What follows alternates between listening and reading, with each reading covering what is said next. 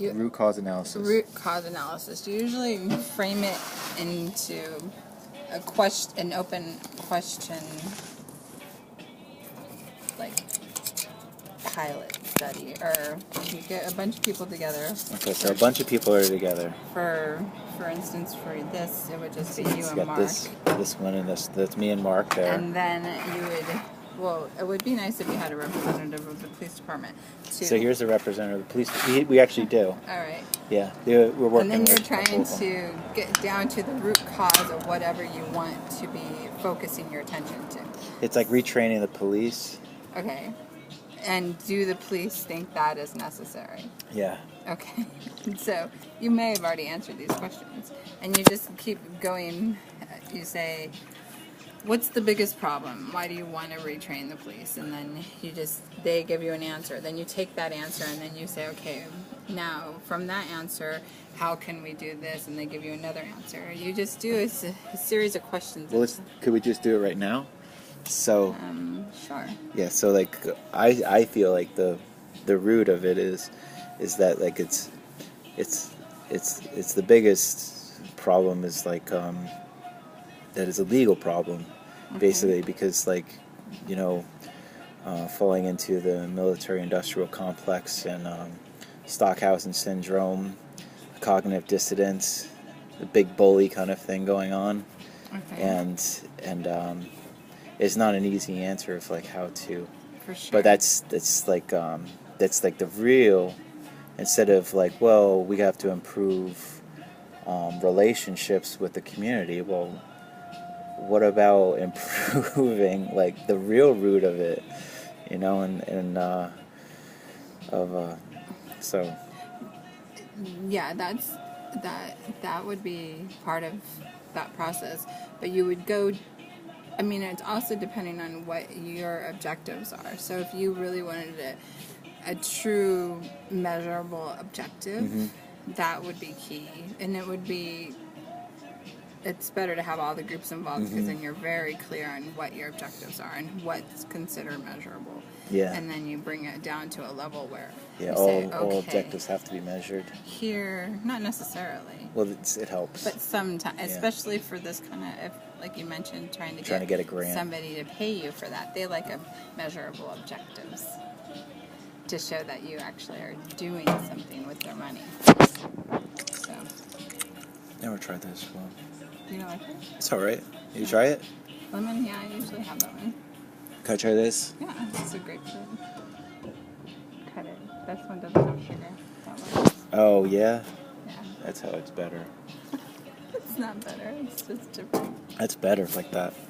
Anyway, I mean, I know how to run a root cause analysis survey kind of thing process. But if you ever needed that, I could. You could, well, we're doing it right now, actually. But we don't have all the parties here. Well, yeah, but we're doing it. We're doing like a partial part. We have to start where we're at, Okay. Like this is still an action. For sure. And like his needs were like that. He has to go and talk to these other people. He has to fill out this program, this questionnaire. He has to go contact other police departments and stuff. And he's basically, in my mind, he's just like, you're just giving yourself a runaround instead of like actually just being more positive to it. And he can just continue this runaround just as like before he went to the conference for this applied improvisation. He was like, we were practicing for We Are Who We Are, and he's like, well, I'm not really feeling it because I really have to do this thing. And so I was like, okay, so let's go through this thing. And so we went through this, like, it's like something like 30 pages or something. Yeah. And we went through it backwards, and we skimmed through it forward, and then he met the person that was there, and so, but he came back, and so, but it's still not ending of like his psychosis that he has to. It's like there's never going to be an end to research, and you just have to stop this mentality. Yeah. It's like a sickness. But not very knowledgeable of this area, suggestion is, yeah, he needs to be more focused. Yeah. Because this is a huge thing, right? What you're trying to do. Not in his mind, it is. In my mind, what my health part is, what really kind of helps it out is like fuck all solving problems and everything else. This is just an art project. Let's just make it an art project.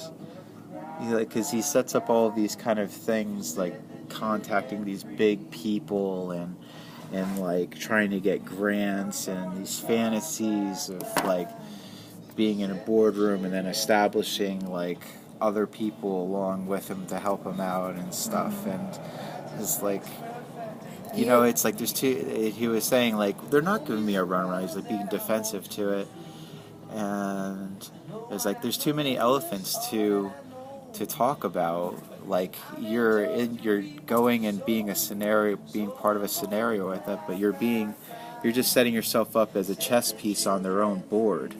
They get off the board, that's how I see it. It's just like, don't be a chess piece. You don't have to play this game. Ooh, look at my zippers on. Did I record? Okay, it is. Okay, you were going to say something. I cut you off. Sorry about that. Oh, you're angry now. Look at that anger. I'm not angry. Look at that anger. I'm thinking. Oh, that's anger thoughts. That's anger. Hardly. Those are you're hangry. I'm angry. Hangry thoughts. So you're more interested in the actual, because from my understanding of what you've told me, you guys don't have an actual project formed for the training. Is that true? Or is just doing improvisational training? Is that what it would be called? Improv training with cops? Is that the whole, the extent of the project? That's not my gig, really. Okay. Yeah, that's how I keep it healthy and focused. Of like, let it come from that. Okay. But we gotta get messy in before we get polished. For sure. And you gotta be free. You gotta relax first off. And we had this great at the end of it. It was awesome of what we came up with. I wrote these things down too. Of like, these are your needs: humor, absurdity, of like, and like making an art project of, I forget what else I wrote, but at the end it was like and the 0 was SWAT, and so we did some SWAT, and the 1 was humor, and then the others I didn't even number. But it was instead of having he could be Chief Sitting Laughter. That's what Mark's name could be. Yes. Chief Sitting Laughter. Okay. and but it wouldn't be like a police chief. It would be like some kind of peacekeeper. Okay. And so we would just make some kind of scenario up of that, and I was like, you're not, because he was like, I say, you're like kind of like, go for it. I know what that is. You're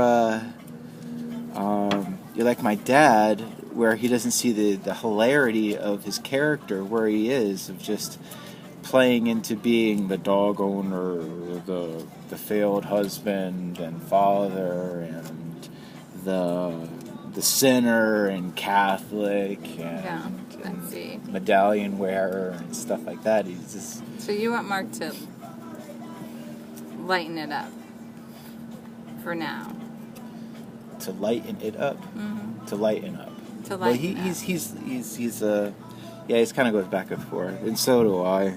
But he listens to me. He's not my dad. I was like saying like so.